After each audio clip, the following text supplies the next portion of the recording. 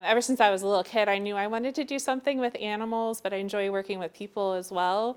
So it was a great combination of both of them. Shelley Shearer's career at the Fort Wayne Children's Zoo started in 1991 on summer break, home from Purdue, where she was studying wildlife science. My mom's like, "Why don't you apply at the zoo?"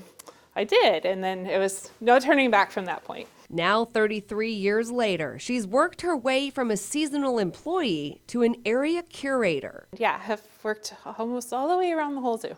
Her work with animals extends beyond Fort Wayne, helping zoos across the country and around the world. Shelley is amazing. She is a big deal. Shelley volunteers for the Association of Zoos and Aquariums, or AZA, running a team that coordinates species survival plans for all marsupials in all the AZA zoos.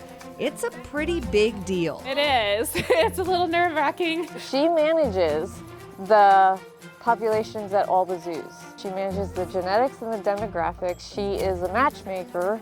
She will call the zoos and say, I need your male to be housed with this female to breed and to produce young. It's impressive. Shelley is very impressive. We are very lucky to have her, for sure. I mean, she's been instrumental in this entire program. For years, Shelley just managed the eastern gray kangaroos, the Fort Wayne animals, a big part of populations in other zoos. A majority of the individuals of this species in America typically either come from here or are related to here in some fashion. Then recently, Shelley was promoted to oversee all marsupials. So as a tag chair, then I have to look at all of the species within the tag.